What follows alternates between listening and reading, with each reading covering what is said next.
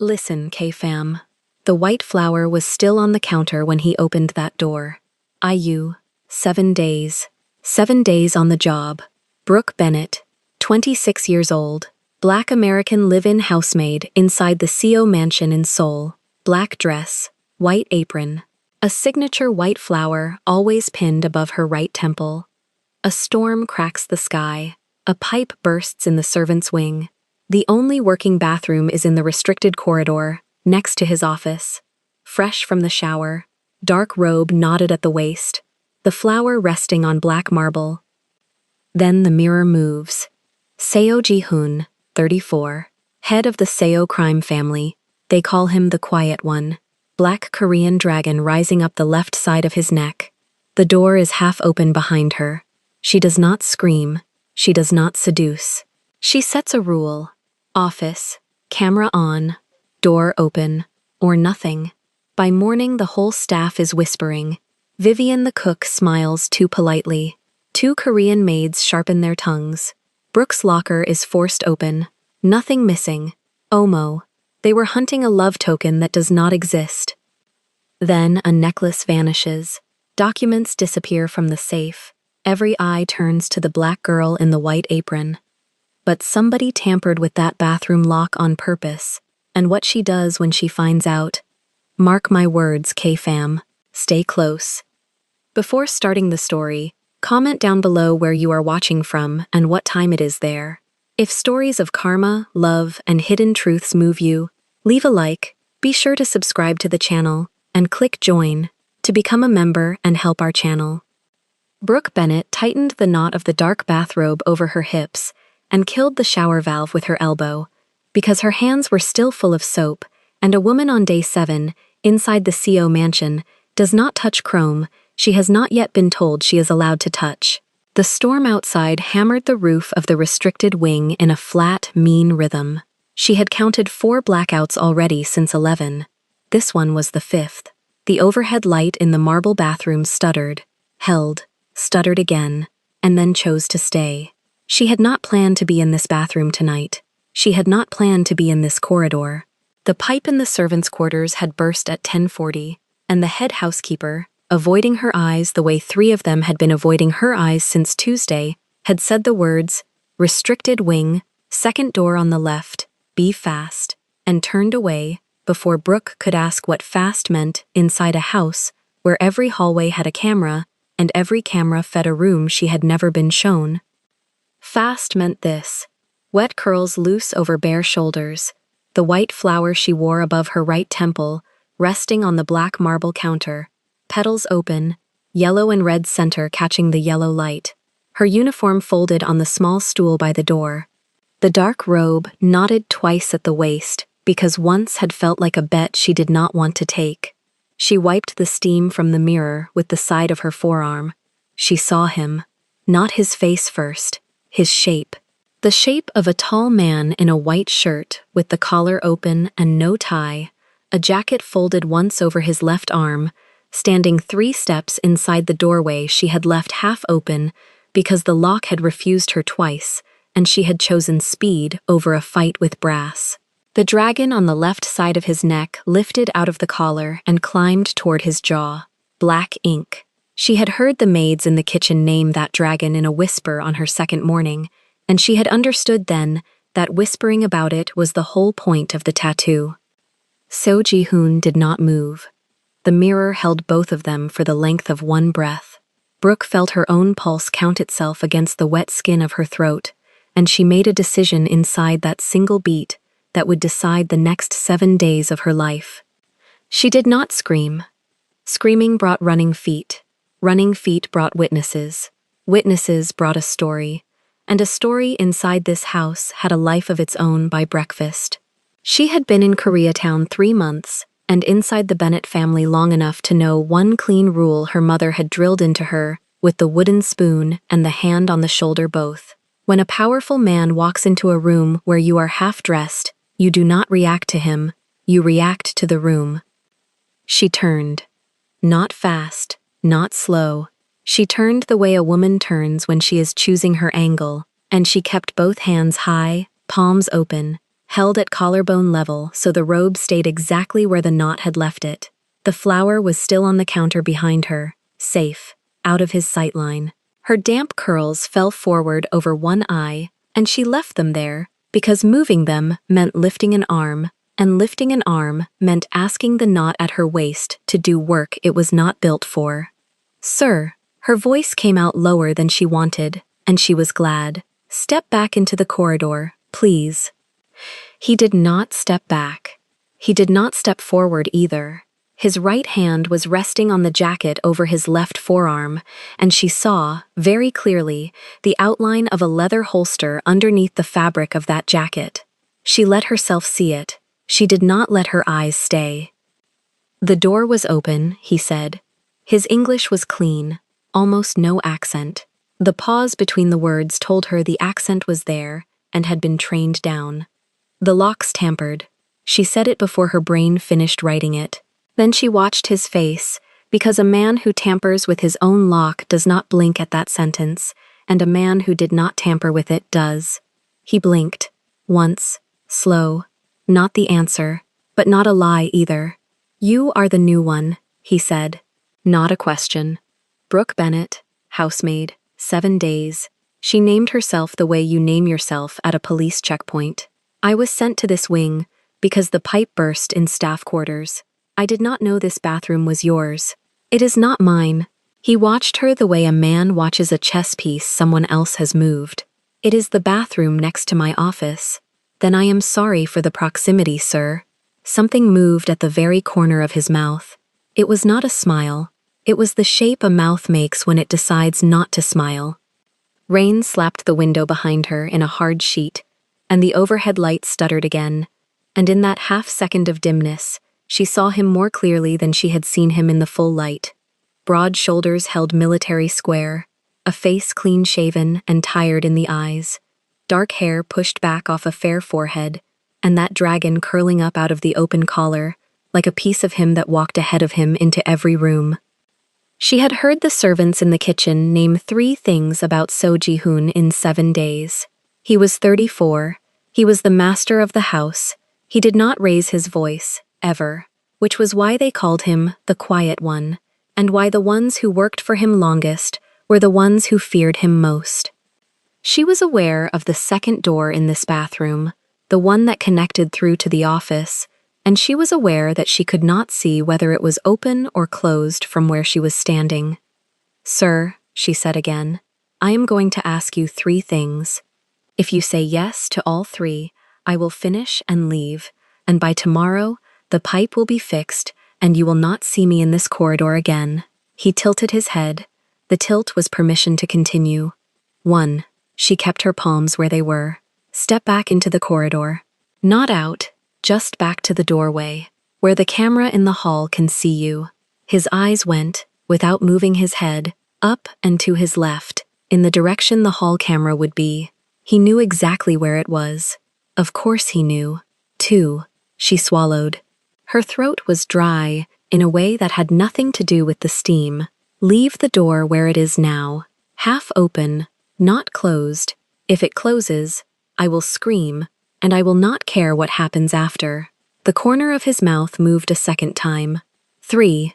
She lifted her chin, 1 degree. "Whatever business brought you to this corridor at 11 at night, we speak about it in your office tomorrow morning. Door open, camera on, or we do not speak at all, ever." He was quiet for the length of 2 rain sheets against the window. Then he stepped back. He did not step out. He stepped back to the doorway, exactly the way she had asked, and he placed one shoulder against the frame, in a way that put him in the eye of the corridor camera, without him having to look up at it. His left hand stayed on the jacket. His right hand hung open at his side, palm forward, empty. 10 in the morning, he said. "Second floor office. Door open, camera on. Bring your service log." "Yes, sir." "Miss Bennett." "Sir." The lock? He looked at the brass plate on the door beside his hip, and his voice dropped 1 full step. "Say that again." "It is tampered." She held his eyes. "I tried it twice. Something is wedged inside the pin. It closes, but it does not lock." Nothing moved in his face, but something moved behind his face. She saw it the way you see a fish move in dark water. You do not see the fish, you see the water disturbed. Chief Choi will look at it tonight, he said. Finish, dry, dress. Take the service stair down to the west corridor, not the main stair. The service stair is blind to the east cameras. You will not be recorded leaving this wing. She understood in that instant that he was protecting her from a story before the story was written. She also understood that a man who knows which camera sees what corner of his own house at 11 at night is not a man who wandered into the wrong bathroom by accident. Thank you, sir. He inclined his head 1 degree, the exact degree she had used on her chin, and he stepped fully back into the corridor. The half-open door stayed half open. She heard his shoes on the stone, moving away, unhurried, 4 measured steps, then a 5th, then a door somewhere down the hall, opening and closing on a soft latch. Brooke stayed where she was until her breath came back down. She counted to 20 in her mother's voice. Then she moved. She did not look at the mirror. She dried, fast, in the sharp mechanical way her mother had dried her as a child on winter mornings in the small bathroom on 138th. Arms up, arms down, next. She stepped into the uniform, black dress mid-thigh, white frilled apron tied at the back, double knotted because tonight was a double knot night, starched white collar, white cuffs, sheer stockings, closed black low-heel shoes. She pinned the large white flower back above her right temple with the 2 hairpins she kept in the apron pocket for exactly this, and she straightened it in the mirror with the tip of 1 finger, the way her mother had taught her. Petals angled forward, yellow and red center facing the room, so that whoever met her met the flower first and her second. She took the service stair. He had not lied about the cameras. She counted 3 blind corners on the way down and catalogued them. In the west corridor, the storm was louder because the windows were tall and single-paned, and she walked the length of it with her hands folded in front of her apron, like a woman who had done nothing more interesting tonight than change a bath mat. She passed the head housekeeper at the mouth of the servants' hall. The housekeeper did not raise her eyes. Brooke filed that. In the small room she had been given 7 days ago, she sat on the edge of the narrow bed and did not turn on the lamp. She unpinned the flower and set it on the pillow beside her thigh. She looked at her own hands and watched them stop shaking on their own time, without asking them to. 3 things she knew now that she had not known at 10:40. 1. The lock on the restricted wing bathroom had been tampered with, and the tampering had sent her into a room where the master of the house happened to arrive at exactly the same time. 2. Seo Ji-hoon had understood, inside 1 blink, that she had understood. 3. Someone in this house had wanted a story tonight, and the story they had wanted was a black housemaid on day 7, caught half-dressed in the master's private bathroom, screaming or seducing. Either one would do. Either one was the same story once it hit the kitchen at breakfast. And she had refused to give them the scream. She had refused to give them the seduction. She had refused to give them the seduction. She had refused to give them the seduction. She had refused to give them the seduction. She had refused to give them the seduction. She had refused to give them the seduction, or nothing.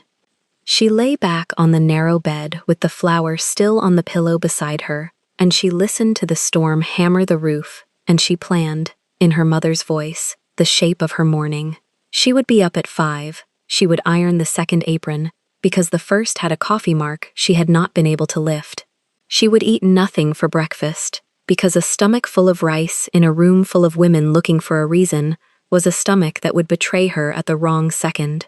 She would take her service log to the second-floor office at 9:50. She would knock once. She would wait to be told to enter. She would leave the door open behind her. She would sit only if he pointed at a chair, and she would not, under any weather, be alone with him in a room without a witness for as long as she wore the black dress and the white apron of this house. She slept in 20-minute pieces. The storm never stopped. At 4:50, the alarm on her small phone buzzed against the wood of the nightstand, and she killed it with her thumb before the second buzz. She dressed in the dark. She braided the front of her hair back off her right temple and pinned the flower where the flower always went. She looked at herself in the tiny mirror above the basin, and she said her own full name out loud, once, the way her mother had made her say it every morning before school. Brooke Delilah Bennett. The middle name was her mother's first, and her mother's first was a wall she carried inside her ribs. At 5:15, she was in the ironing room off the main kitchen. The second apron went under the iron on the coolest steam setting because the frills scorched at anything higher. She worked with her back to the door because the door was the door everyone would come through, and she wanted to hear feet, not see faces. Feet came at 5:40. 3 sets. Vivian's soft rubber clogs first, then Minso's flat black service shoes, then Haywan's, which she recognized because Haywan walked on the ball of her foot like a person permanently about to strike. Well, Vivian's voice came into the room ahead of her body. The new girl is up early. Brooke did not turn from the iron. The pipe woke me. The pipe. Vivian let the word sit. Yes, the pipe. Minso did not speak. Minso had not spoken to Brooke since Tuesday. Brooke set the iron down on its heel and reached for the corner of the apron and pressed the seam flat with the side of her thumb before she turned around. Vivian was leaning in the doorway in her white double-breasted chef jacket, the small silver crucifix hanging above the top button, her gray hair in the tight low bun she never let slip.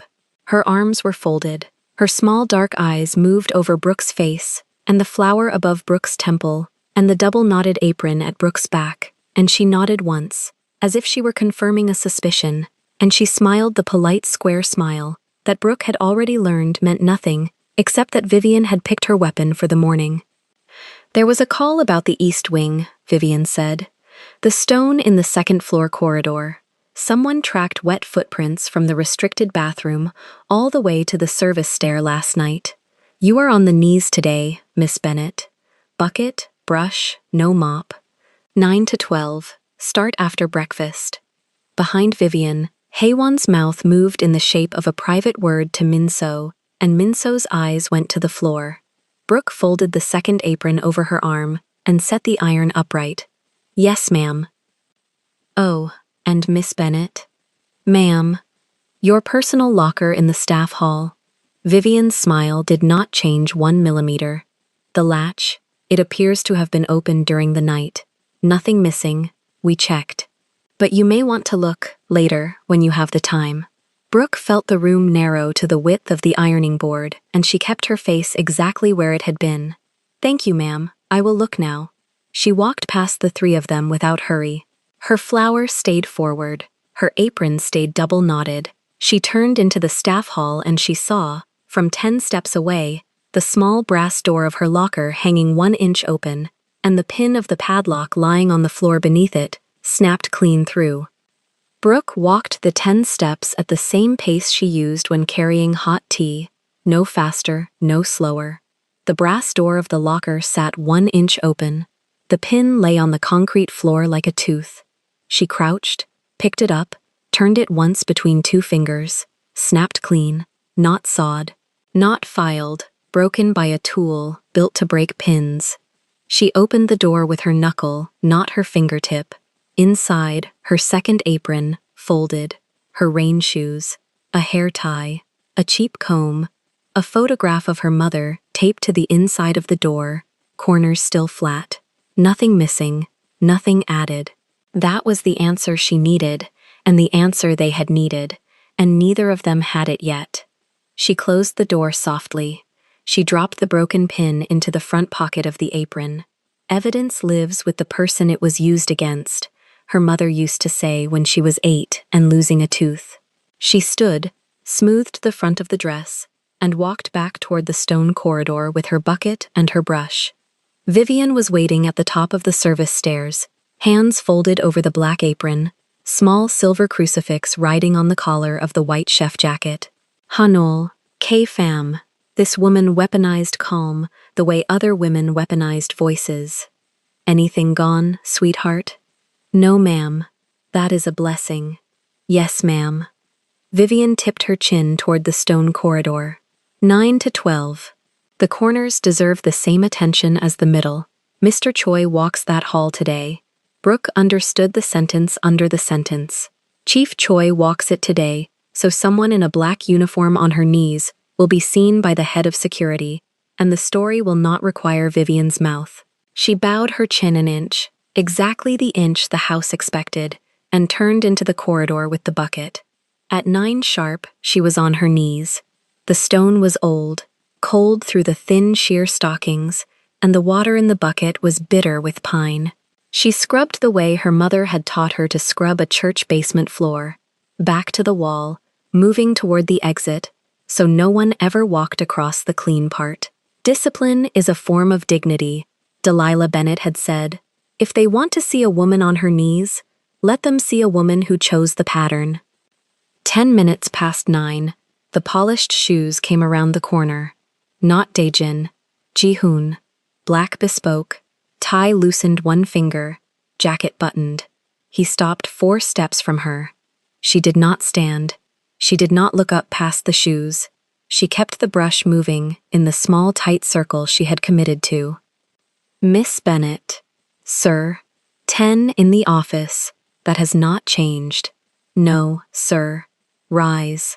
With respect, sir, I was ordered to 9 to 12 on this floor by the head cook. If I rise before the order lifts, the order changes shape by lunch. Silence, 3 seconds. She heard him breathe in through the nose, then his voice again, softer, aimed only at her ear. The order lifts. Rise. She rose.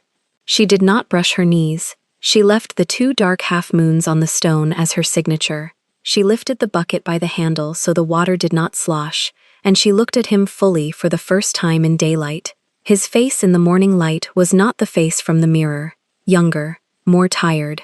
A small nick under the left jaw where a razor had slipped. "Second floor office," he said. "Now."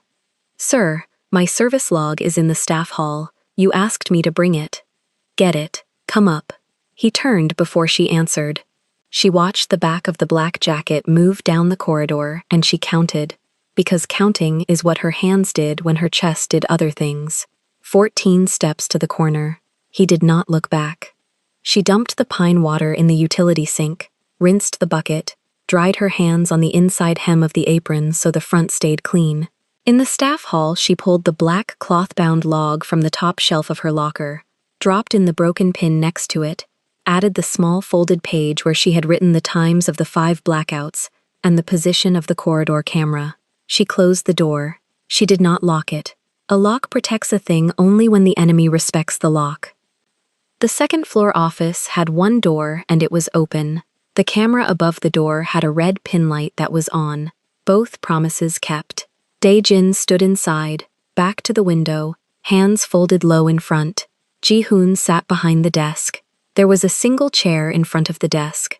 There was tea for one, and it was in front of the empty chair, not in front of him. "Sit," Ji-hoon said, "or stand, whichever protects you." She sat, because refusing the chair would have been a performance, and she did not perform for cameras she had asked for herself. She placed the log on her lap. She did not touch the tea. "Chief Choi has examined the bathroom lock," Ji-hoon said. "You were right. The pin was shimmed with a filed toothpick, then reset so the tongue would not catch." Daejin spoke once. "The toothpick came from the kitchen tray, ma'am." Same brand, only the head cook orders." Brooke absorbed the sentence without moving her face. She had already known. Hearing it named was different from knowing it. Named, it became a thing she could hold. Ji-hoon leaned back. "I am offering you protection. In-house. Personal detail. A separate room in the East Wing. The kitchen no longer touches your assignments. The head cook does not speak to you." "No, sir." He blinked once. Slow. "No? With respect. If I move to the East Wing, the story writes itself by dinner. If the head cook cannot speak to me, the story writes itself by breakfast. Personal detail with the head of security means the story writes itself by the 10 o'clock news. I do not want the story you are trying to spare me from. I want the story to die. How does the story die? By being boring. I stay in the staff wing. I take orders from the head cook. I scrub the stones 9 to 12. I finish the week the way any new girl finishes her first week. And you, sir, do nothing visible for me, because visible protection is a confession the house did not commit. The room held its breath. Daejin's eyes moved from her to Ji-hoon and back. Ji-hoon's mouth moved a half inch, not a smile, the memory of one. And privately. Privately, sir, I would like the broken lock replaced with a new lock keyed to me. I would like a phone in the staff hall connected to Chief Choi's line, not to the housekeeper's. I would like the corridor camera above the restricted bathroom pointed at the door of the bathroom, not at the ceiling, which is where I noticed it points this morning. And I would like the tampered pin, which is in my apron pocket now, kept by Chief Choi and not by the head cook's supervisor. She reached into the pocket, produced the broken pin, and set it on the desk between the tea and the tea saucer. The metal ticked once against the wood. Daejin stepped forward, lifted the pin between two fingers, examined it under the lamp. New. Bought last week, sir, Brooke said. The old pin on my locker had rust on the hasp. This one does not. Someone changed it before they broke it. Ji-hoon did not move for 4 seconds. Then, give her what she asked for. All of it. Today. Yes, sir. Miss Bennett. Sir. Why did you not accept the room in the East Wing? Because the East Wing has one exit, sir, and it passes the kitchen. He looked at her the way a man looks at a door he did not know was there until it opened. Then, 12 o'clock. You are excused from the corridor at 12. Lunch in the staff hall. Same as the others. Yes, sir. She stood. She placed the log back under her arm. She walked to the door. At the threshold, she stopped, because the small part of her mother's voice, that had been quiet since dawn, was moving again. Sir. Yes? Whoever adjusted the camera in the restricted corridor did it between 11 and midnight last night. The pin light blinks twice when it is powered off and on. I counted 2 blinks at 11:40. Whoever did it did not know the pin light blinks.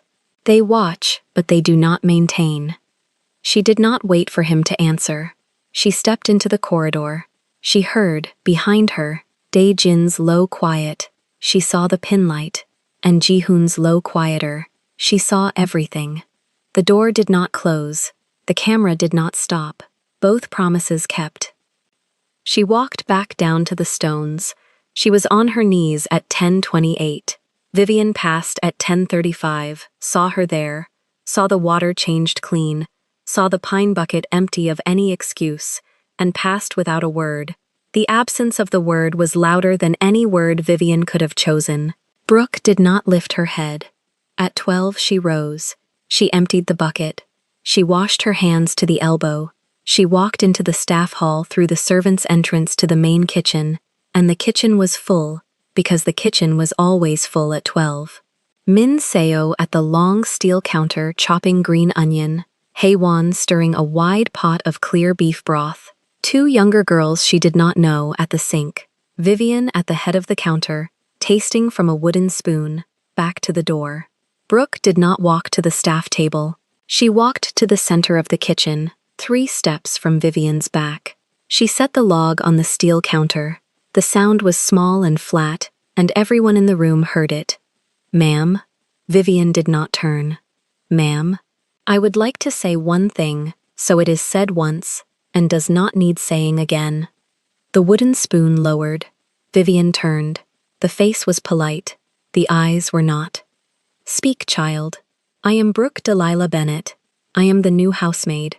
I have been in this house 7 days. On the 8th day, which is today, my locker pin was broken during the night with a tool that leaves the pin snapped, not sawed. Nothing was taken, nothing was left. The person who broke that pin was looking for a token that would tell a story about me and a room upstairs. That token does not exist. It does not exist because the thing they wanted to prove did not happen, and it will not exist tomorrow because it did not exist yesterday. Min-so's knife stopped. Haewon's spoon kept moving in the pot, slower. I will scrub whatever floor I am told to scrub. I will iron whatever aprons I am told to iron. I will keep my hair pinned, and my mouth polite, and my hands clean. But if a story about me is served in this kitchen with the morning bread, I will find the person who baked it, and I will ask them, in this kitchen, in front of everyone, to bake it again to my face. Because the only thing a woman like me owns in a house like this is her name, and my name is not for the breakfast tray. She lifted the log. She did not look at Vivian's eyes now. She looked at the crucifix at Vivian's throat. Ma'am. My assignments this afternoon. Vivian's mouth opened, closed.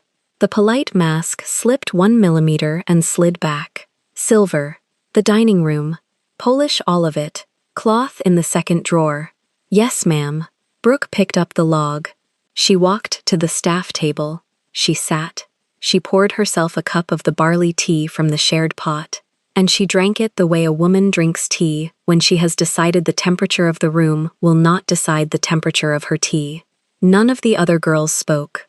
Min-seo's eyes came up once from the green onion, met Brooke's for a second, dropped. Haewon's eyes did not come up at all. At the doorway to the corridor, invisible from where Vivian stood at the counter, but visible from the staff table, Seo Ji-hoon was standing with one shoulder against the frame. Jacket off, sleeves rolled to the forearm. He had been there long enough that the light behind him had shifted a hand's width across the floor. He did not enter. He did not speak. He waited until Brooke's eyes lifted and found him. Then he moved his chin an eighth of an inch. Received. Understood. He was gone before Vivian turned again. Brooke drank the rest of the tea. She stood. She went to the second drawer, took the polishing cloth, took the silver tray from the top shelf, and walked toward the dining room. As she passed Vivian, she stopped. She did not turn her face. She spoke to the air between them. Ma'am, the pin from my locker is now with Chief Choi. He asked where the toothpicks in the kitchen tray were purchased. I told him I did not know. I told him you would. The wooden spoon in Vivian's hand made one small motion it was not supposed to make. A tremor. Half a second. Then still again. Brooke walked on. She did not look back. In the office upstairs, Ji-hoon closed the office door behind him and Dae-jin, and only then. He walked to the tall window, hands behind him, and watched the courtyard where the delivery van from the fish market was being unloaded by two of the security men. She refused the East Wing, Dae-jin said. I heard. She refused the personal detail. I heard. Sir, she is running the operation better than we are. Ji-hoon did not answer for a long moment. When he did, his voice was quieter than before. The lock in the restricted bathroom last night. Confirm it for me one more time. In your own words. Deliberate, sir. The toothpick was shaved to a thickness the lock uses. The tongue would not seat. The door would swing on any bump. It was set up between 6 and 7 in the evening, when the maids clear the second-floor towels. She was sent up at 10:42. The pipe was cut. Cut! Under the sink, sir. Clean cut. Not burst. The head cook signed the plumbing log at 4:50. Ji-hoon closed his eyes for 1 second. So the door was set to open. The pipe was set to send her. The camera was pointed at the ceiling, and I was in the office next door, because everyone in this house knows I work through storms. Yes, sir. They wanted a photograph of me in that doorway. Yes, sir. And she stood there, in a robe, with a flower on the counter, and instead of screaming or seducing me, she gave me 3 rules and sent me back to the corridor. Yes, sir. Ji-hoon opened his eyes. He turned from the window. She is not disposable, Dae-jin. No, sir. The head cook thinks she is. Yes, sir. Do not correct that opinion yet. Let it walk further. Watch every hand it shakes. Yes, sir. And the phone in the staff hall. Wire it before dinner. To your line, not mine. She asked for your line, and she was right to ask for your line. Yes, sir. Ji-hoon walked back to the desk. He looked at the empty chair. The tea he had poured for her, untouched, was cold now. One more thing, sir.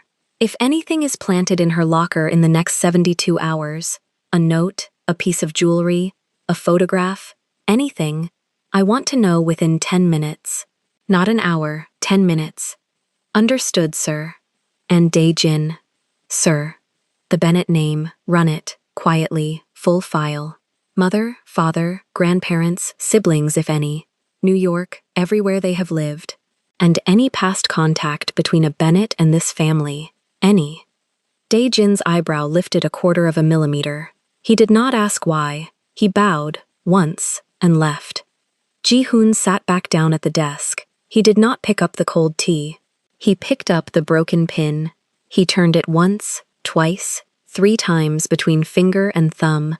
New brass, no rust, bought last week. She had seen that in the first second, on her knees in a stone corridor, with a bucket of pine water beside her.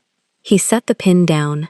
He looked at the open door, at the red pin light on the camera above it, and for the first time in a long time, in his own office, in his own house, he felt observed by something he could not name.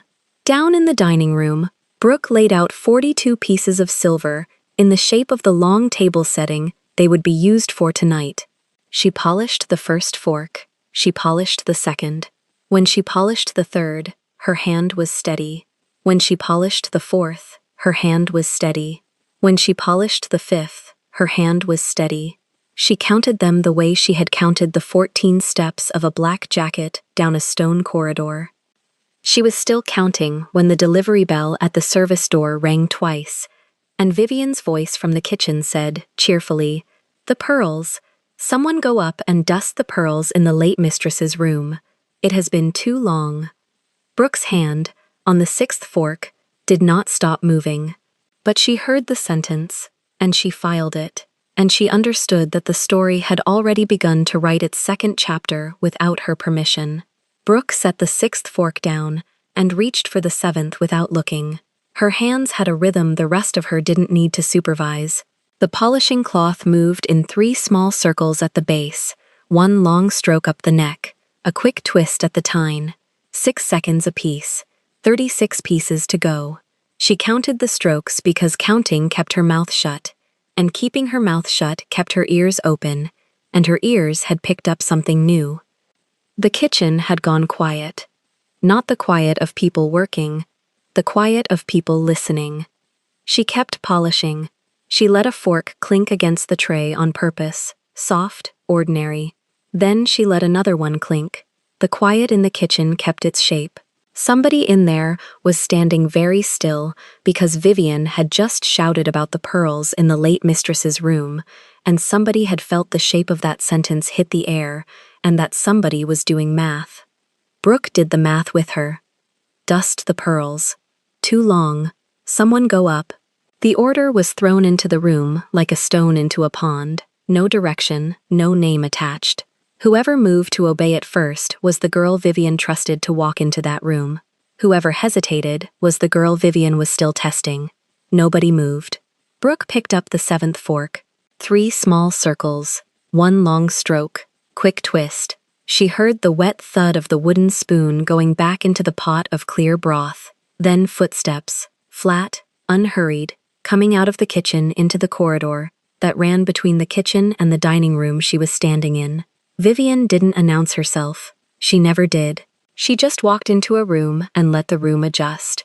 "You have good hands for silver." Brooke lifted her eyes. She did not raise her chin. "I was taught by a woman who ran a church kitchen for 30 years. Church silver is thin. Church silver is watched." Vivian's mouth moved a millimeter. Not a smile. The muscle a smile uses, warming up and then deciding against. She had a small silver crucifix at the base of her throat, and the chef's jacket was buttoned all the way up in a house, where the head cook usually let the top 2 go. Brooke logged it. Buttoned collar meant Vivian felt exposed at the throat this afternoon, and a woman who felt exposed at the throat was a woman who had just been touched by something she hadn't seen coming. "The mistress's room," Vivian said. "2nd floor, east wing, 3rd door. The pearls are in a mahogany box on the dresser. You dust the box. You open it. You lift the strand with a soft cloth. You wipe underneath. You put it back exactly the way it was. 10 minutes. Come straight back. I was told the East Wing is not on my rotation. You were told a lot of things. I am telling you this. Brooke set the 7th fork down. She did not pick up the 8th. She looked past Vivian's shoulder at the archway that opened onto the service corridor, and past that at the small dark landing where the servants' stair came up, and she thought about the fact that the mistress's room was directly above Ji-hoon's office, and that the pearls had been mentioned in front of 5 women, and that the order had been shouted so it could be repeated later under oath. I will need the housekeeper's key, she said. The East Wing is locked. The door is unlocked today. By whom? By me. For how long? Vivian's eyes did not change. Her mouth did not change. But the muscle at the corner of her jaw pulsed once. A single beat of a heart that was not in her chest. Long enough for you to do the work. Are you refusing an order from the head of kitchen, Miss Bennet? I am asking a question about a task that is not in my rotation. The rotation changed at noon. Then the rotation change is in the log. The log is in the housekeeper's office. I will read it on my way up. Vivian did not step aside. Brooke did not move toward her. For 4 seconds, the dining room held 2 women and 42 pieces of silver, and the small, clean smell of polish, and the deeper smell of the broth simmering in the next room, and neither of them blinked.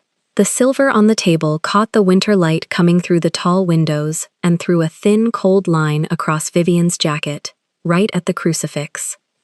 The service phone on the wall by the pantry rang.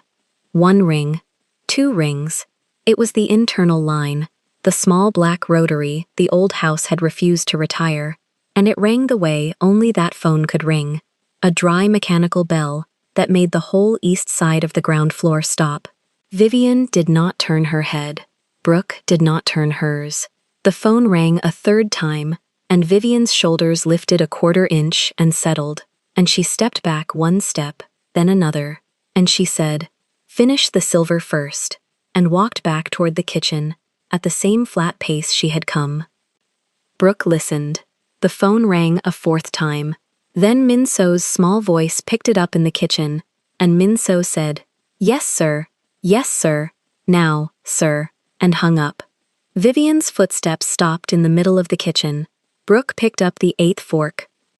Min So appeared in the archway with her hands folded in front of her apron. She did not look at Vivian, who was 3 feet behind her. She looked straight at Brooke. Chief Choi requests that Miss Bennet come to the 2nd floor office. Now. Whose order? Vivian said. The master's.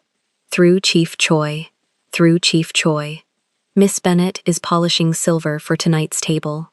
The master said now. Brooke set the 8th fork on the tray, aligned it with the 7th, wiped her fingertips on the inside of her apron so no polish would touch anything else in the house, and stood up. She did not look at Vivian. She followed Min So through the archway, through the service corridor, past the housekeeper's door, up the narrow back stair. Min So walked half a step ahead. When they reached the landing on the 2nd floor, Min So stopped and did not turn around. He asked for you. I heard. I did not want to be the one who came. Brooke waited. I have been in this house 4 years. I have watched 3 girls leave in cars with no windows in the back. Look at me, Min So. Min So did not look at her. When you are ready to say the thing you want to say it in a room with a door and a witness.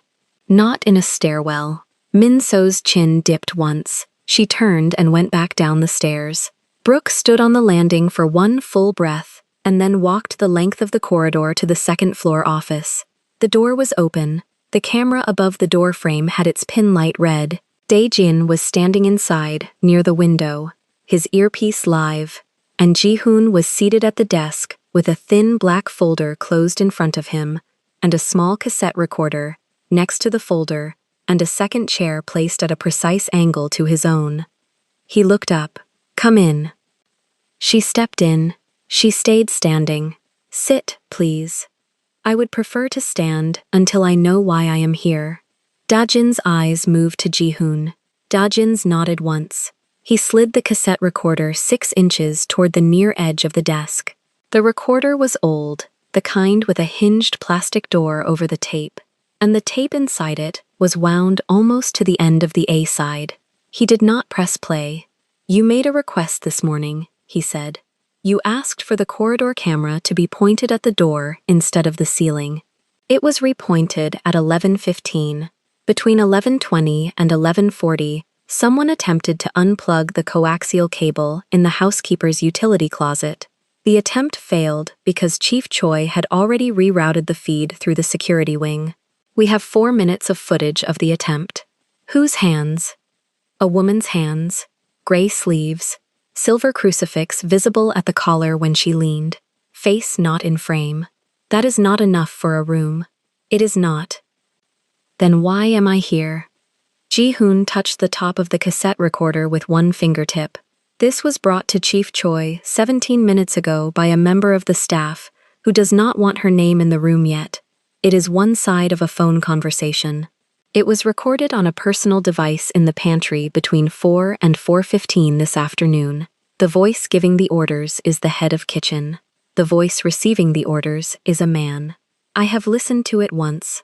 I want you to listen to it once before we decide what happens tonight." "Why me?" "Because the orders are about you." Brooke sat down. She sat in the chair placed at the precise angle to his own, and she folded her hands in her lap the way her mother had taught her to fold them, in a room where a decision was being made about her body, and she waited. Ji-hoon opened the plastic door of the recorder, lifted the tape 1 millimeter, closed the door, and pressed play. The tape hissed. A kettle whistled in the background, low, distant. Then Vivian's voice, closer to the phone than she thought she was. "She will go up at 1. I sent the fork tray to the dining room to keep her hands busy until then. The pearls are already in the wrong drawer. If she opens the box, she will see the drawer half out. If she does not open the box, the drawer will be found half out anyway by the girl who dusts at 3. Either way, the room is a mess by 4, and she is the last person who was inside." A pause. A man's voice, tinny, far from the microphone. 2 words. Brooke could not make them out. "No, not the safe. The safe is separate. The safe is tomorrow. Tonight is only the strand and the drawer. One story at a time. He will not move on her if there is only one story. He will move on her if there are 2. Another pause. The man again, longer this time, because a black girl in a Korean house with a pearl strand in her locker is a story every newspaper in this city already knows how to print. That is why." Ji-hoon pressed stop. The office held very still. Da-jin did not move from the window. Brooke did not move from the chair. Ji-hoon set his hand flat on top of the recorder and left it there. "I have heard enough," Brooke said. "There is one more line. Play it." He pressed play. The tape hissed. Vivian's voice, quieter now. "Do not tell him I said his name. He does not like his name in a kitchen." The tape hissed on. Ji-hoon pressed stop. Brooke looked at the cassette. She looked at the folder.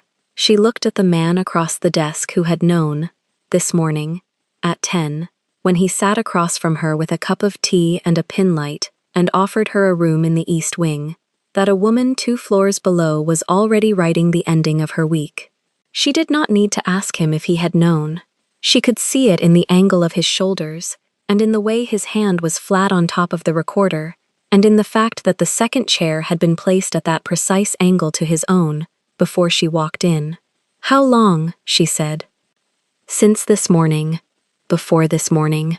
3 weeks." Her hands did not move in her lap. Her face did not move. Only the small, dark beauty mark at the upper corner of her lip caught the light when her breath went in. 3 weeks. "I did not know it was you. I knew it was a housemaid. I knew the plan was to place a black housemaid at the center of a story about me and a bathroom and a mirror. I knew the story would be sold to a paper in the pocket of Snow Wolf. I knew the plan had been paid for through the kitchen. I did not know your name until 7 days ago. I did not know your face until last night. And when you knew my face, I let the story keep walking. You let it walk. I let it walk into a corridor I controlled. I put the camera on a live feed to the security wing. I put a man in the housekeeper's closet from 10 last night. I told Minso yesterday morning that if she chose to record anything in the pantry, no one would ask her whose device it was. I did not tell you any of this because a woman who knows she is being protected walks differently, and a woman who walks differently is not the bait the trap is set for. You used me. I used the story that was being written about you. I did not touch you. You let a woman in this house send me on my knees to a stone corridor for 3 hours. Yes. You let a woman in this house break my locker and shouted at me at 5 in the morning. Yes. You let a woman in this house send me upstairs at 1 o'clock to a room where a strand of pearls was already in the wrong drawer. I did not let that happen. That is what stops now. It stops now because the tape is in your hand. It stops now because the tape is in your hand, and because you are sitting in a chair I placed at an angle that lets you see the door, and because Chief Choi has been in that window since 11, and because at 1 o'clock nobody sends you anywhere. It stops now, Miss Bennett, because I am telling you it stops. She stood up. She stood up slowly, the way a woman stands up in her mother's church when a hymn ends, and there is a decision to be made about whether to sing the next verse or sit down. Ji-hoon did not stand with her. Dae-jin at the window did not move. She smoothed the front of her apron with the flat of one hand, and she felt the 2 knots of the tie at the small of her back, still doubled, still tight, and she felt the small weight of the broken pin, still in the bottom of her apron pocket, where she had carried it since the corridor at 6 that morning. You are an elegant version of the same evil, Mr. Seo. She said it without heat. She said it the way a woman reads out a receipt. You are a man who watches a woman walk into a fire to see who lit the match. You knew who lit it. You had 3 weeks to put it out. You waited because a fire that burns in your own house is easier to map than a fire that burns in someone else's. You waited because the girl on her knees in your corridor was cheaper than a private investigator. You waited because I was, until 7 days ago, a name on a list, and until last night, a face in a camera. I am not going to thank you for the chair or the angle or the man in the window. I am going to walk out of this office and down that corridor, and back to the dining room, and I am going to finish polishing the silver, because 34 forks is 34 forks, and my hands were taught by a woman who did not leave a job half done. And then I am going to walk out of this house. Ji-hoon did not answer. Do not send anyone after me on the stair. Do not put a man at my door. Do not have Chief Choi standing at the service entrance when I come down at 6. If you want to speak to me again, you will speak to me in a room I have chosen, with a door I have opened, at an hour I have named. Am I clear? You are clear. Then I will go finish the silver. She turned. She walked out of the office at the same flat, unhurried pace Vivian had used in the dining room an hour before, and she went down the corridor and down the narrow back stair, and she did not stop on the landing where Min-so had refused to look at her, and she did not stop in the service corridor where the phone had rung, and she walked into the dining room and picked up the 9th fork and started the 3 small circles at the base. Behind her, 2 floors below and 1 wing over, Vivian Holloway stood in the middle of her kitchen with a wooden spoon in her hand and a clear broth simmering at a temperature she had stopped watching, and she felt, for the first time in 11 years of service in that house, the cold, clean line of a story that was no longer being written by her hand. Upstairs, the office door closed. Gi-hoon set the tape back in the folder. Dae-jin, at the window, said only one sentence. She is going to walk. I know. Tonight. I know. Do you want a man on the gate? No. Do you want the dossier now? Ji-hoon looked at the closed folder on the desk. He looked at the second chair, still angled the way he had placed it, still holding, faintly, the shape of a woman who had sat in it for 6 minutes and stood up a different woman than the one who came in.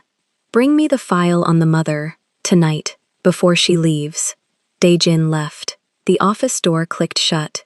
Ji-hoon did not open the folder. He sat with his hand flat on top of it, the way a man rests his hand on the lid of a coffin before it is carried out, and he waited for the 9th fork downstairs to be set down and the 10th to be picked up, because he could hear it through the floor if he listened, and he was listening. Downstairs, the 9th fork found the tray, then the 10th. Brooke's hands kept the 6-second rhythm, and her mind ran a different clock. She had a room in the servant quarters, a duffel under the bed, a small envelope in the inside pocket of a coat she had not worn since October, and a mother's photograph wrapped in a handkerchief in the second drawer. 2 trips up the back stair. 15 minutes. She could be through the service gate by 6:30 and on a bus by 7, and inside her cousin's apartment in Queens by 9, and by 10, she could be a woman whose name was not written down anywhere in this house. She set the 11th fork down and reached for the 12th. Her fingers were steady, her breath was long. She thought about the tape and about the drawer half out and about a strand of pearls that belonged to a woman she had never met, and she thought about the sentence a man's voice on the tape had almost said, the 2 words she had not been able to hear, and she filed the missing sentence in the same pocket where she kept the broken pin. The 12th fork joined the 11th. The dining room was very quiet, and above her the office door stayed shut, and behind her the kitchen had not moved, and somewhere in the walls of the house a clock she could not see ticked 1 o'clock and passed it, and no one came for her. She was on the 15th fork when the drill chime did not sound. Every afternoon at 1:40, the fire panel on the 2nd floor sent a single test tone down the service pipes, 1 clean note the whole house had learned to ignore. Brooke had heard it every day for 7 days. Today it did not come. She kept polishing. 3 small circles at the base, 1 long pull along the neck, a quick twist at the tines. Fork 16. In the part of her mind already packing the duffel under the cot, a flag went up. Something in the house had moved the schedule. At 1:42, Hae-won Lim crossed the dining room without looking at her. Hae-won's route from the kitchen to the linen closet ran along the back service hall, always. The dining room was head housemaid territory. Brooke tracked her from the corner of one eye and kept the cloth moving. Hae-won carried a small silver tray with 1 folded napkin on it and no meal to serve. She walked to the far end of the room, set the tray on the sideboard, adjusted the napkin 1 degree with 2 fingers, and left the way she came. Brooke finished fork 17, set it down, picked up 18. She counted the seconds since Hae-won had passed. 12, 13, 14. At 16 seconds she heard, from 2 floors above, the soft double thud of an interior door closing against a rug. Not a slam, a push. Someone had opened a door slowly, and closed it slowly, and did not want the closing to sound like anything. The office, the safe. She did not lift her head. She polished. Fork 18, fork 19. Her heartbeat did not accelerate, because her heartbeat had been at this speed since she'd stepped out of Ji-hoon's office an hour before. There was no more room in her chest for surprise, only for arithmetic. If the drill did not ring, the 2nd floor camera in the corridor outside the office was on its own separate feed with no cross-check. If Hae-won had walked to the far sideboard, she had used the mirror above it to check the reflection of the 2nd floor landing, which Brooke could not see from where she sat. If a door on the 2nd floor had closed at 1:42 plus 16, someone had timed a movement to slip in behind the covered eye. Vivian had said the safe was tomorrow. Vivian was wrong, or Vivian had lied. Brooke set down fork 19. Very softly, she pushed the tray of remaining silver 2 inches away from her, so no one who walked past would think she had abandoned the work. Then she stood up, smoothed her apron flat across her hips, and walked to the service corridor with the pace of a housemaid on her way to fetch more polish. She did not run. Running left a body in a hallway. She walked. At the internal telephone on the pantry wall, she lifted the receiver and dialed the 2-digit code Ji-hoon had wired to Dae-jin's line that morning. It rang once, and Dae-jin picked up. "Bennett," she said. "Go," he said. Someone just walked into the office, from the servant's stair, not the front. There was a beat of silence on the other end that was not confusion, it was calculation. How do you know? The 140 drill did not ring. Hae-won crossed the dining room to look at the landing in the sideboard mirror. A door closed above me at 142. Stay on the line. She heard him speak away from the receiver in Korean. 3 words, low and flat. She heard the crackle of another radio somewhere. She heard him come back. Do not move from the pantry. Master is in the library on the 1st floor. He will be with you in 90 seconds. She hung up. She stayed in the pantry, back against the shelf of tinned peaches, and worked the math. Vivian had lost the pearl play at 12:40 when the internal line pulled Brooke out of the schedule. A woman who had run this kitchen for 11 years did not lose a whole afternoon of planning without moving the pieces to a different board. The pearls had been the small theft, planted on a housemaid for a 2-day rumor. The safe had been the big theft, meant for tomorrow. Vivian had brought the safe forward, and Vivian had told someone else to move. Ji-hoon came in through the far door of the pantry with his jacket over his arm, and no sound at all in his shoes. He looked at her once. Which door? 2nd floor, east wing, from the servants' stair side. How long ago? 2 minutes now. He did not answer. He turned and walked out the way he had come. Dae-jin was already in the corridor behind him with 2 men Brooke had never seen in the house before, both in dark suits, both moving with the particular economy of men who had been in the building longer than she had. They went up the service stair together, one behind the other, without a word. Brooke stayed in the pantry. She did not know what happened above her for the next 11 minutes. She counted them. She did not go back to the dining room. Going back to the dining room meant walking past the mouth of the service stair, and if a body was going to come down that stair, she did not want to be its first witness. At the 11th minute, the internal telephone rang. She picked up. Bennett, come up. Master's office. She climbed the service stair. The corridor at the top was empty. The office door was open. Inside, Dae-jin stood by the window with one hand at his earpiece. Ji-hoon was at the desk, and on the desk lay 2 things that had not been there an hour ago: a single sheet of paper, folded once, and a small strand of pearls, coiled loose on the wood like something a hand had dropped there in a hurry. Brooke stopped in the doorway. She looked at the pearls. She did not look at Ji-hoon. Where were those? In your locker, Dae-jin said. 10 minutes ago, under the folded uniform. My man opened the door for the check, and there they were. Whose pearls? Late mistress's. She let out a breath that was not a sigh. It was a small, clean exhale, the kind a runner makes at the top of a hill. And the paper. Ji-hoon spoke for the first time. The paper was in the safe this morning. It is here now because I moved it here at noon. What was in the safe at 142 was a copy that reads exactly the same, except for one changed digit in the account number. Whoever opened the safe at 142 believes they have the real one. Who opened it? Hae-won. She did look at him then. He held her eyes. Vivian sent her, he said. Vivian could not go herself because she has been in the kitchen since noon in front of 3 witnesses. She needed a second body. Hae-won was already carrying the necklace to your locker.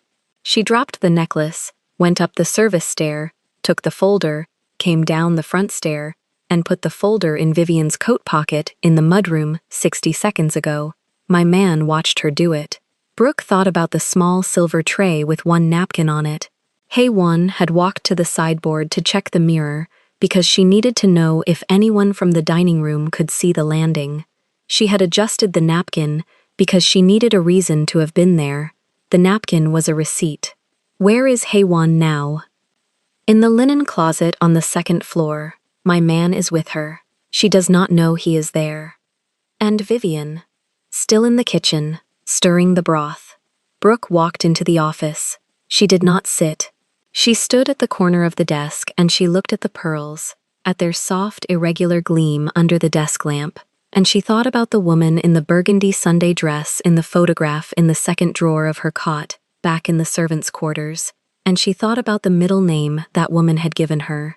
and she said, very evenly, "You will call the staff, all of them, to the main hall, now, before Vivian has time to think." Ji-hoon watched her. "That is what I was going to do."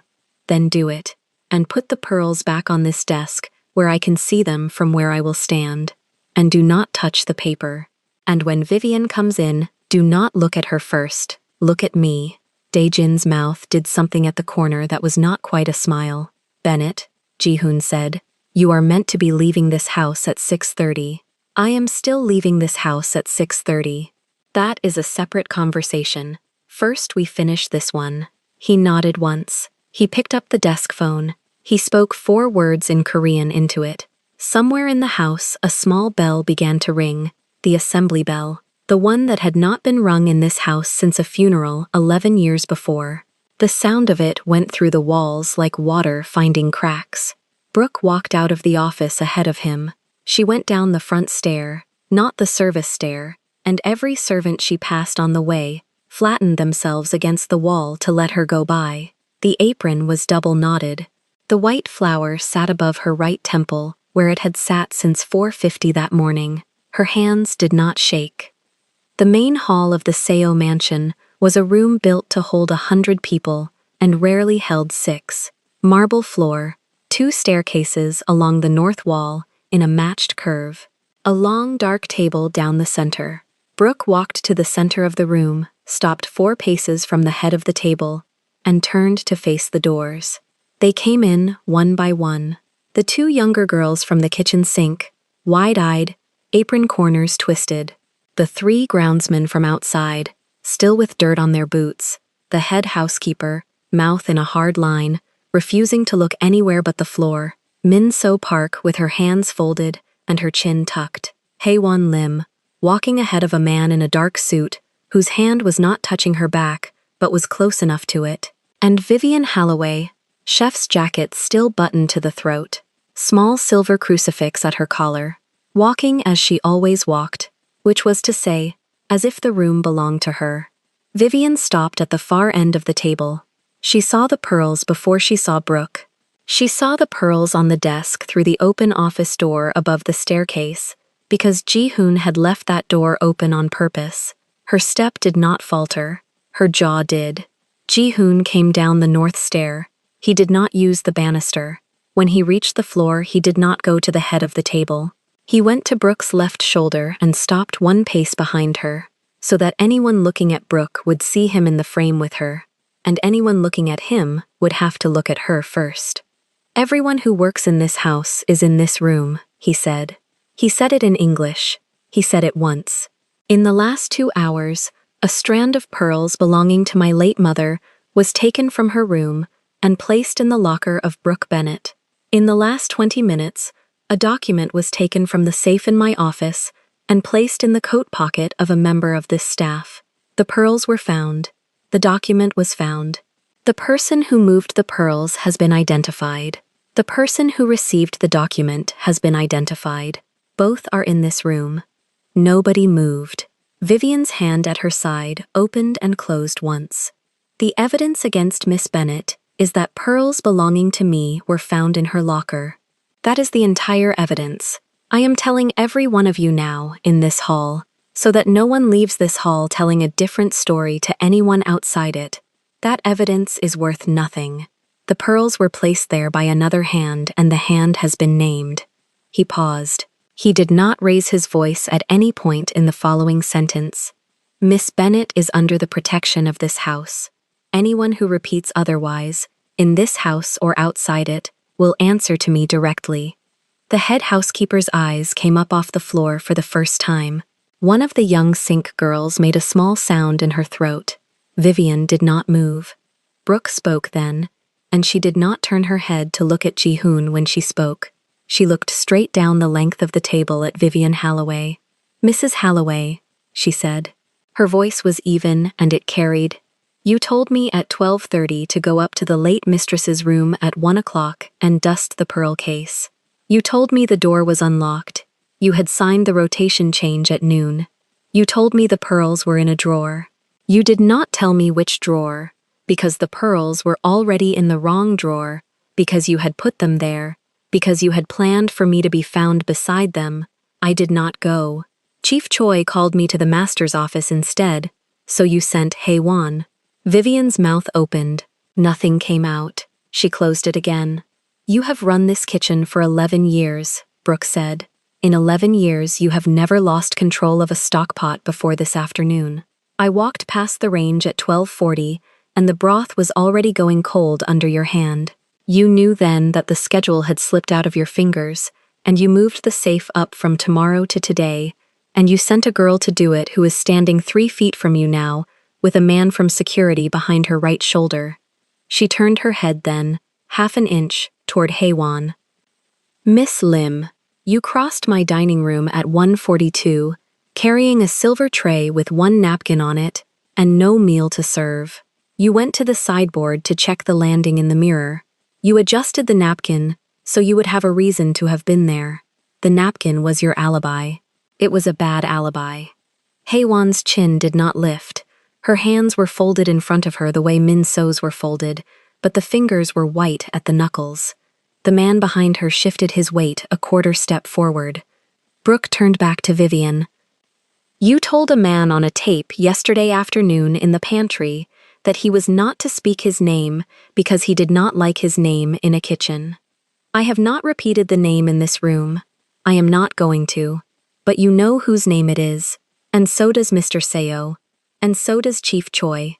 So the only person in this hall who is still pretending she does not know whose name it is you.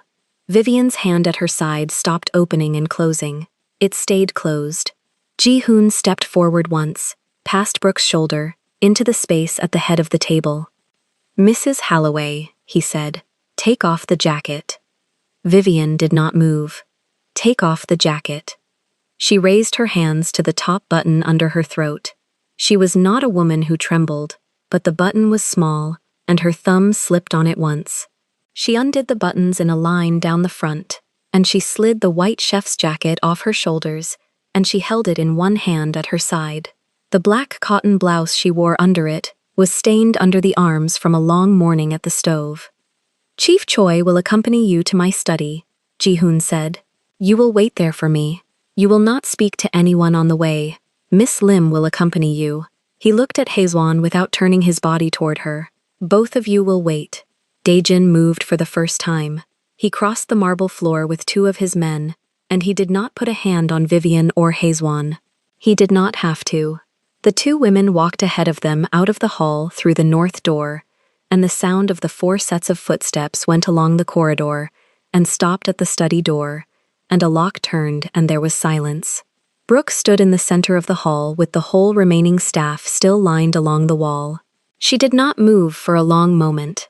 Then she reached up with her right hand, deliberate and slow, and she touched the white flower above her right temple with 2 fingers, and she straightened it a quarter turn, as if it had shifted, though it had not shifted. It was the smallest possible gesture. Every servant along the wall saw it. It said, I am still here. It said, this house did not take the flower off me. Ji-hoon spoke, quietly, at her shoulder. 6:30, 6:30, she said. You still walk out. I still walk out. I would like to speak with you before you do. You will speak with me at 5, in the library, door open, no one else in the room, not the office. I do not want the office again today. The library at 5. And Mr. Seo. He waited. Whatever it is you are going to say to me at 5, you say all of it, not the part you have chosen, all of it. Because if you leave one thing out and I find it tomorrow morning in a folder somewhere, I will not come back to this house for any reason for the rest of my life. Do you understand me? He said, yes. All right. She turned. She walked out of the main hall through the south door, past the head housekeeper who now would not stop looking at her, past the 2 young sink girls who had begun quietly to cry, past the groundsmen who had removed their caps at some point and were holding them against their chests. She walked back to the dining room. She sat down at the polishing tray. She picked up fork 20. She began the 3 small circles at the base, 1 long pull along the neck, a quick twist at the tines. In the office 2 floors above her, on the desk beside the pearls, the folded paper with the changed digit stayed where Ji-hoon had put it, and would stay there for the next 3 hours, waiting for whoever in the world would come looking for it. Brooke set fork 20 down and picked up fork 21, and the small clock in the wall of the dining room ticked past 2, and the house that had tried to break her that morning was quieter now than it had been in 11 years. Brooke reached fork 22 and heard the study door open at the far end of the north corridor. She did not turn. She counted the footsteps instead. 2 men in leather soles, 1 woman in kitchen clogs. The clogs stopped, resumed, stopped again, and she knew before the sound reached her ear that Vivian had been walked past the open office door on purpose, past the pearls coiled on the desk, past the lamp still burning on the false document, so that the last thing the woman would see with her name on it was the trap she had built for someone else. The clogs walked on. A latch turned. The study door closed a second time, and this time it stayed closed. She kept polishing. Fork 23 took 6 seconds. Fork 24 took 6 seconds. The rhythm was the only steady thing left in the house. At 2:15, the pantry phone rang once, was picked up, and the head housekeeper's voice came through the swinging door in a whisper Brooke was not meant to hear. Something about ice. Something about the study needing water. The housekeeper crossed the dining room without looking sideways, and for the first time in 8 days, she moved as if the floor beneath Brooke's feet belonged to Brooke. Dae-jin came through the archway at 2:22. His earpiece was live. The scar above his right brow had a fresh sheen of sweat on it that meant he had been standing over someone. "She talked," he said. "Which one?" "Both. The young one first. The old one after she saw what the young one gave us." Brooke set fork 25 in the row. Names. Kang Tae-woo, Snow Wolf. She has been on his ledger for 4 years. Every second Tuesday. Cash. Envelope through a laundry drop on 32nd. He paid for the mother of her grandson to have a private room in a Bergen County home. He owns the room. There it was. The name that had been sitting in the 2 silent seconds of the tape all afternoon, unspoken across 3 parts of 1 long day, laid down on the sideboard between them, as flat as any other fact. Snow Wolf. Not a rumor anymore. A landlord. And Haewon. Bought last winter. Gambling debt in Flushing. 9,000. He cleared it in 1 wire, and gave her 3,000 more for the first favor. She never did a favor before today. Today was the first. So she was cheap. She was cheap. Brooke picked up fork 26. The documents. Copy is in a black sedan on the West Side Highway going south. Real page is in the safe where it never left. He will call the meeting for tomorrow before he opens the envelope. When he opens it, he will see 1 wrong digit and know we knew. He will not know from whom. Dae-jin paused. He will assume the cook, and the cook will be gone from this house before he can ask her a question. That is the master's order.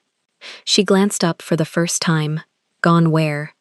That is not information you carry out of this room. She accepted that with a single nod.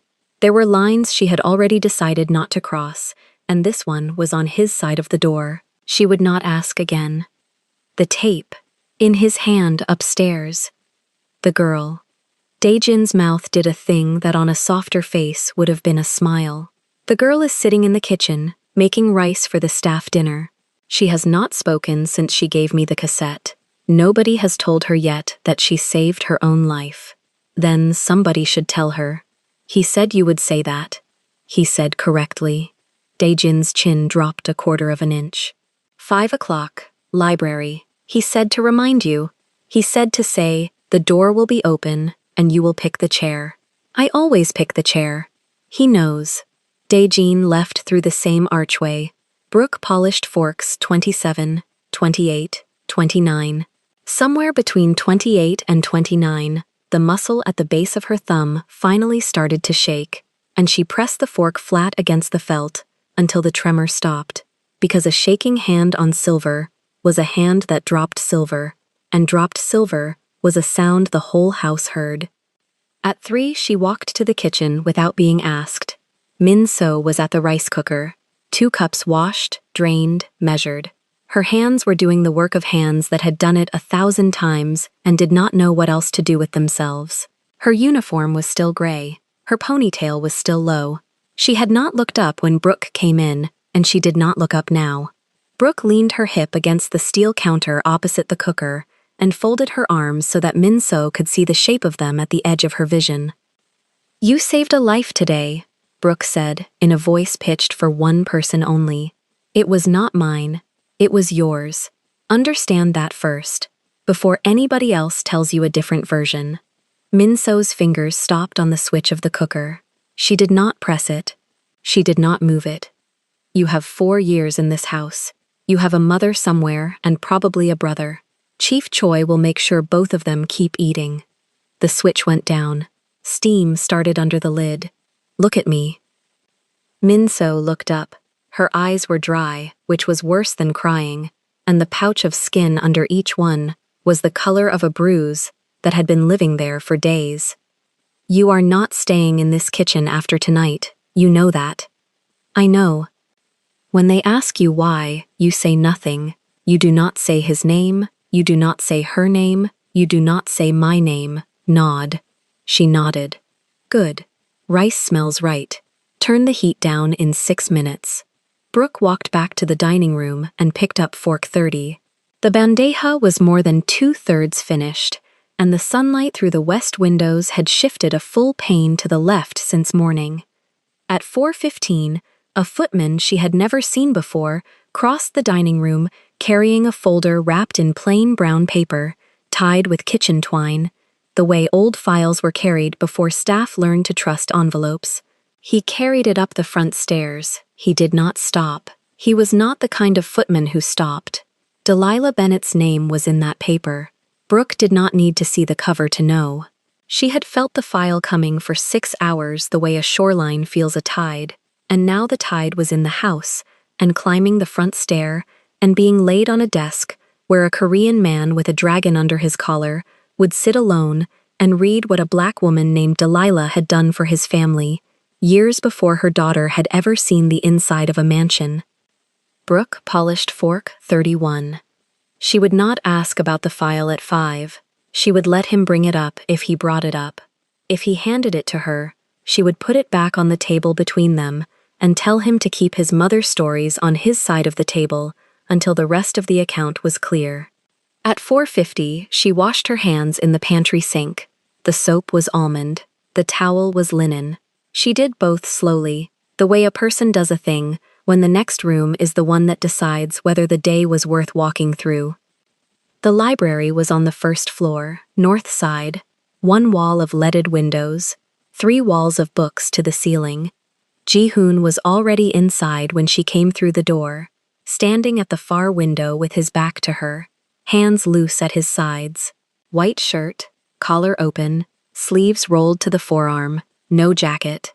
The dragon showed at the side of his neck where the collar fell away, and she saw for the first time in daylight that the head of it sat exactly on the muscle that ran from ear to shoulder, so that when he swallowed, the dragon swallowed with him.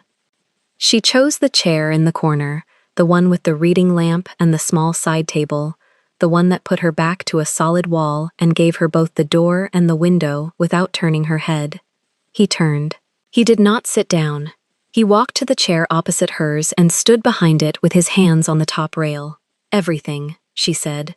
"You said everything. May I sit?" "You may sit." He sat. 3 weeks ago, a man in one of my import offices was found with an unsigned check for $11,000 and a note that said the amount would double if the black girl in the 7th room on the 3rd floor of my house appeared in a photograph with me before the end of the month. There was no black girl in the 7th room on the 3rd floor. That was the first thing I noticed. The second was that the note had been written by a woman. Vivian. The paper was hers, the pen was hers, the handwriting was disguised, but the way she loops the gi is not something a person can hide. I have watched her write kitchen orders every Sunday morning for 11 years. "So you started looking for the girl before there was a girl." I asked the agency for the next hire. I asked for a Black American woman. I asked for one who would not have family close. I asked because the trap needed a face that matched Vivian's frame, and I wanted to control which face. Brooke's spine straightened a quarter inch and stayed there. You picked me. The agency picked you. I asked for a shape. You are what came through the door. That is not better. I did not say it was better. I said it was true. She let the silence sit until it had weight, and then she moved on to the next thing. The name in the note. The note did not have a name for the man behind it. It had an initial, K. I have known Kang Tae-woo since I was 19. He has wanted a way inside this house for 12 years. He does not care about the accounts. He cares about the fact that my father chose me. He wants a photograph he can pass around a room. A black girl in a robe at your bathroom door. A black girl in a robe at my bathroom door. Yes. And you let him build it. I let him carry the wood in. I let him nail the frame. I did not let him hang the picture. She said nothing. When you named the tampered lock in the mirror on the first night, I understood two things I had not understood 1 hour earlier.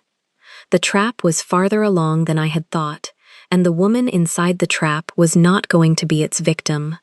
He set his hands flat on his knees. I still let 3 days go past. On day 4, I moved the safe pages. On day 5, I put a man in the housekeeper's closet. On day 6, I gave Minso the recorder.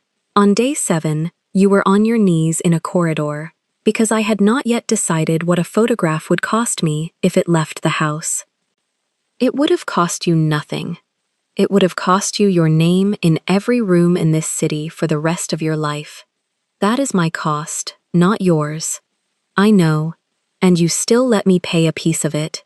Yes. She waited. He waited with her. The reading lamp beside her elbow made a small tick that a colder room would not have carried. There is a folder on your desk upstairs, she said. Yes. Do not bring it into this conversation. I was not going to. Good. Now tell me about tonight. You leave at 6:30. The gate is yours. There is no man on the gate who is not already on your side. The bus at 7 runs. The apartment in Queens will not be watched. If it is watched, it will be watched by mine, not by his, and mine will not step inside a stairwell unless you open the door for them yourself. He paused. Vivian leaves this house at 7. She will not appear at any address you have ever slept at. Hae-won leaves at 7:15. That one I will not describe. Fine. Snow Wolf will hear tomorrow morning that his cook is gone and his page is wrong. He will make a call. He will not make a visit. He does not visit. And me. You leave. You keep leaving. You go where the story you did not become cannot reach you. When you want to speak again, you speak. When you do not, the phone in your kitchen does not ring. That is not enough. Tell me what is enough. An honest apartment in my own name, first and last from me, not from you. A door I chose. A key that does not fit any lock in this house. And a promise from the man across this table that when I open that door to him one day, if I do, he comes with nothing under his arm and nobody behind him. Agreed. Say the whole sentence. When you open that door to me, I come with nothing under my arm and nobody behind me. Agreed. She stood. He stood, a half second after her, because he had learned, somewhere between the corridor and the library, not to be the first person on his feet in a room with her. One more thing, he said. Say it. There is a woman in the main hall tomorrow morning who is going to want to speak to the staff before the staff scatters. Who? You. I am not staff tomorrow morning. That is the reason. She looked at him for a beat, and then past him at the row of book spines that made the wall behind his head, and something in her chest that had been held tight for 8 days, loosened by exactly one turn of a screw. 9, she said. Main hall. Everyone on the floor. Vivian in the room. The apron I take off tomorrow, I take off in front of them, not in front of you. Understood. Understood. She walked past him to the library door. At the door, she stopped without turning. "The folder on your desk." "Yes." "Do not read it tonight." He was quiet for 2 breaths. "Why?" "Because if you read it tonight, you will come to the gate at 6:30 with a story in your mouth, and I have not decided yet whether I want that story from you or from her handwriting. Wait for me to tell you which." "I will wait." She left the library and did not look back through the open door. In the corridor, the head housekeeper stepped aside without needing to be asked. In the staff hall, her locker held the small duffel she had packed at lunch and the folded coat she had left on top of it. She changed out of the black uniform in her room with the door bolted and the flower resting on the pillow, and she folded the dress and the apron and the white cuffs and set them on the narrow bed the way a person sets down a tool she may or may not pick up again. She kept the flower, she kept the pin, she kept the pearl-broken pin from her locker, and the promise she had extracted in a library, and the 2 silent seconds of a cassette that now had a name attached to them. At 6:20, she walked out of the staff hall in a plain wool coat and jeans, and low boots, and the flower pinned above her right temple, because the flower was hers before the house had ever seen it, and would be hers after. Min So was at the service door with an envelope of cash the master had made her carry as a first honest task. Brooke took it, counted it once, put half back in Min So's palm and closed her fingers around it. "For the rice tonight," she said. "You made it right." The gate opened at 6:28. It closed behind her at 6:29. The bus at the corner ran at 7, and she was on it at 6:52, and the driver did not look at her twice, because the flower above her ear was the only thing about her that was not designed to disappear. In the study at the back of the mansion, the black folder tied with kitchen twine sat on Ji-hoon's desk under a small brass lamp he had not switched on yet. He sat in his chair with his hands flat on the wood, and he did not open the folder, and he did not switch on the lamp, and the dragon at his collar rose and fell in the quiet, the way any living thing rises and falls when it is waiting for permission to move. The bus set her down 4 blocks from her cousin's building, and Brooke walked the last of it with the duffel light against her hip, the flower still pinned above her right temple, the pin from the broken lock riding warm inside the coin pocket of her jeans. Her cousin buzzed her up without asking questions. There was soup on the stove and a folded quilt on the couch. Brooke ate 2 spoons, washed her own bowl, and lay down in the dark with her boots by the door, laced. She slept in pieces of 40 minutes. Twice she woke and touched the flower to be sure of it. Once she sat up and listened to the radiator tick and thought, not about him, but about the shape of the morning she had promised herself. 9 o'clock, main hall, apron off in front of the staff, not in front of him. That was the line she had drawn, and lines drawn at night have to hold at daylight, or they were never lines. At 5:30, she was in her cousin's kitchen with the kettle on. She braided the front of her hair back from her temple, so the flower sat higher and more visible. She pressed the black dress and the frilled white apron flat on the ironing board her cousin kept behind the door, and knotted the apron ribbons at the small of her back twice, the way she had knotted them every morning for 7 days. This time, the second knot was the last one that would ever be there. She wore a coat over the uniform on the street. Nobody on the sidewalk needed to see the frill. She caught the 7:15 bus back across the river, with the duffel between her ankles and the pin in her pocket, and her hands folded quiet in her lap. The driver did not look at her twice. That was the 2nd morning in a row he did not, and she counted it as a small mercy. At 8:50, she was at the service gate. Da-jin was on the other side of it, in a charcoal suit, hands clasped low, earpiece dark. He did not open the gate for her. He waited for her to reach up and press the button on the post herself. When it opened, he stepped back 1 full pace and let her walk in on her own feet, not escorted, and she noted the courtesy the way she noted the pin. "Ma'am. Chief. He is in the library. He'll wait." She went in through the staff hall, hung the coat on the hook that had been hers for a week, and walked out into the main hall at 3 minutes to 9. The staff was already there. The two sink girls at the north wall with their aprons pressed, the three groundsmen with caps against their chests, the head housekeeper one step forward of the line, hands folded in front of her waist, for the first time Brooke had ever seen.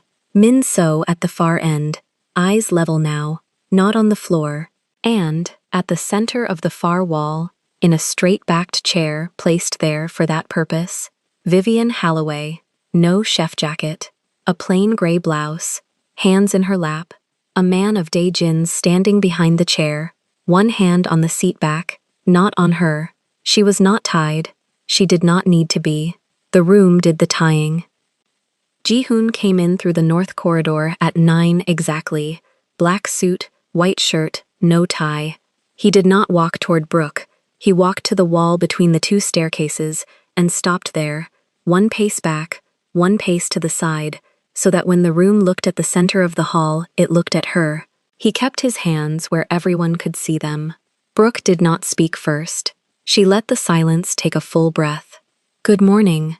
Good morning, Miss Bennet," the head housekeeper said, and the rest of them answered in a low, ragged chorus a beat behind. "I asked Mr. Seo for this room and this hour," Brooke said. He agreed. "What I have to say is short." Nobody moved. "For 7 days I worked in this house. On the 8th day, a story was written about me before I finished breakfast. Yesterday that story was answered. The answer stands. You heard it in this hall at 2. You will not hear a second version from anyone with a mouth in this building. If you do, you take it to Mr. Seo. 18. She let a beat pass. "That was yesterday's business. This is today's." She turned a half step so the line of her body faced Ji-hoon and the line of her voice faced the staff, and the room read the geometry without being told. "Mr. Seo," she said, without looking at him, "made an offer last night that I am accepting on my terms. An apartment in my name. First and last from my account. A door whose key does not fit any lock in this house. He agreed to those terms in a room without witnesses. I am repeating them now with witnesses, so that no one in this room can ever tell me later that I was kept." Ji-hoon inclined his head once. That was his witness. "I am not staff of this house as of this minute," she said. "I will not be paid for today. I will not accept a car. I will walk out through the same gate I walked in through, on the sidewalk, and I will take the bus." She walked, then, 9 even steps to the long dark table in the center of the hall. The head housekeeper's eyes tracked her the way you track a candle across a room. Brooke stopped at the table, laid both palms flat on the wood for one held second, and then reached behind her back with both hands and untied the double knot of the white apron. It came apart clean. She lifted the apron over her head without disturbing the flower, folded it once against her chest, folded it again against the tabletop, and set it down in the exact center of the wood, ribbons squared, frill facing the north stair. "My professional relationship with this house ends now." Something in the room let go that had been held for 11 years. The head housekeeper's shoulders dropped an inch. One of the sink girls put a hand over her mouth. Min-so's chin lifted the smallest bit, and Brooke saw it and did not turn her head to acknowledge it. That was for later, if there was a later. Ji-hoon took one step forward off the wall, not toward Brooke, toward the room. "If Miss Bennet leaves this house on any terms other than her own," he said, and his voice carried without lift, "no one in this hall keeps their post. You have my word on that in front of her. If any of you cannot live with that word, come to my office by noon and I will release you today with a full month." Nobody moved. He turned his head, and only his head, to Vivian. Vivian looked at the folded apron on the table. She looked at Brooke's hands, which were empty.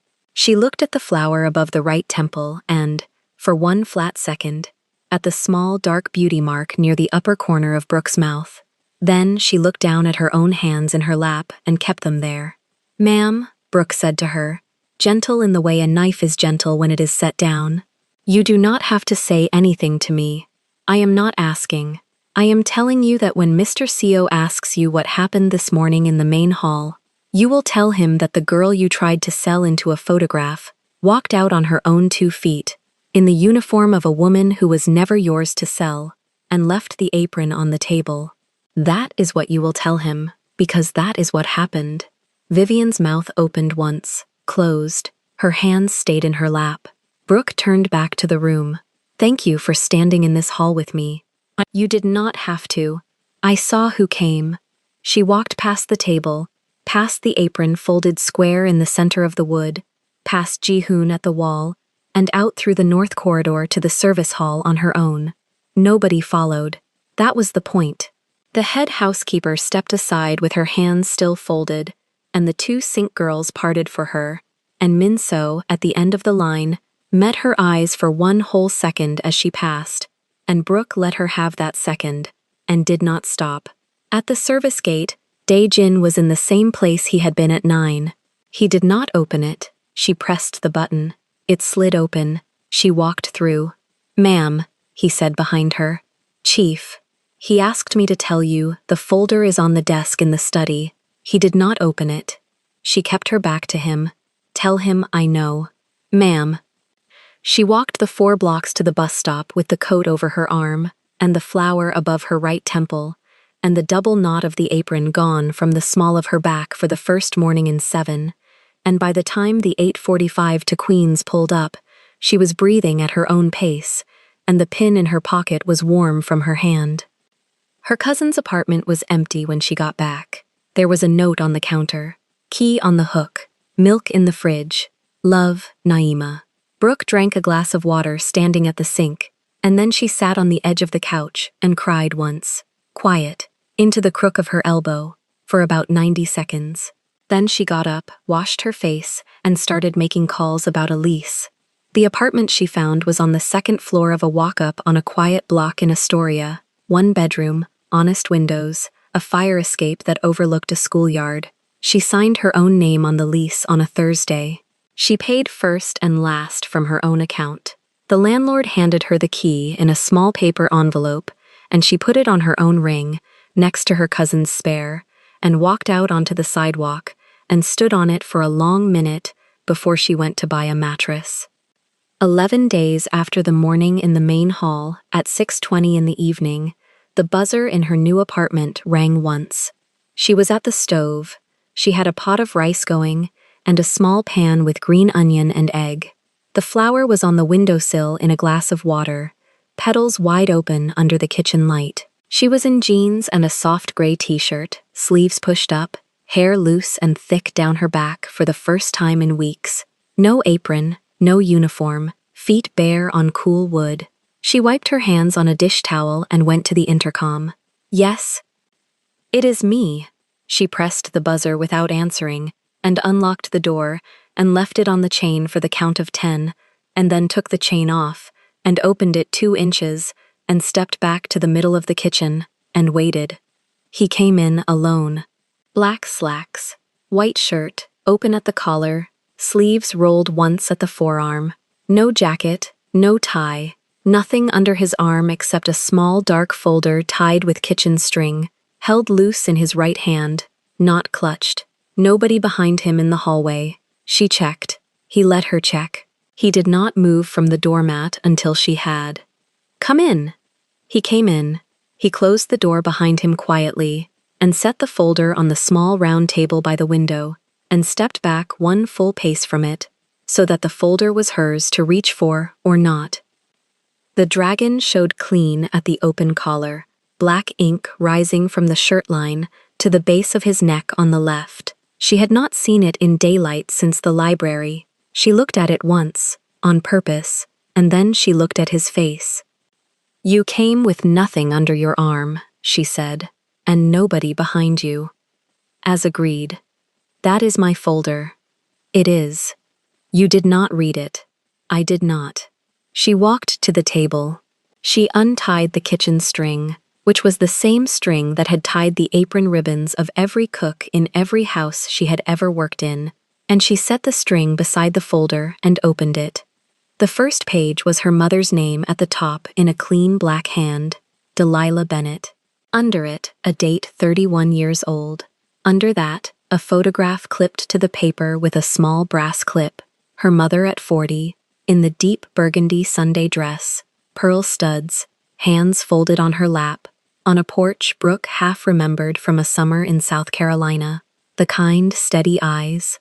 The silver at the temple that had not yet reached the crown. Under the photograph, a letter in her mother's handwriting, addressed to a man Brooke did not know by name, dated 4 years before Brooke was born. She read the first line. She read the second. She sat down in the chair by the table because her knees decided for her. The letter was short. Her mother had, on a summer night in a Charleston hospital where she worked as a floor nurse, put her body between a boy in a room and a man in a corridor who had come to finish him. She had not known who the boy was. She had known he was 17 and bleeding and alone, and she had known the man in the corridor had a gun under his coat and did not belong on her floor, and she had walked out into the corridor with a clipboard and a nurse's voice and told the man that the police were 3 minutes out because she had already called them, which was true because she had called them from the phone at the nurse's station before she came out. The man had left. The boy had lived. The boy had been the younger brother of a Seo. The rest of the folder was the promise, written on Seo family paper, in a hand that was not Ji-hoon's. In a year, Ji-hoon had been a child. Silent, lifelong protection of Delilah Bennett and any child of her body, without her knowledge, without a debt, without a name attached, for as long as the Seo family existed under that name. It was signed. It was dated. It had been honored, quietly, in ways Brooke would find later on other pages, in a scholarship her mother had never understood the source of, in a hospital bill that had come back marked paid the year Brooke was 11, in the fact that no one had ever, in any of the neighborhoods her mother had lived in, ever touched her. Brooke read all of it. It took a long time. Ji-hoon stood by the door, 3 paces off, hands at his sides, and did not speak, and did not sit, and did not look away, and did not come closer. When she was done, she closed the folder gently and laid her hand flat on top of it, the way she had laid her hands on the table in the main hall. The tears were already on her face. She had not made a sound. "My mother never told me," she said. She did not know either. She should have known. Yes.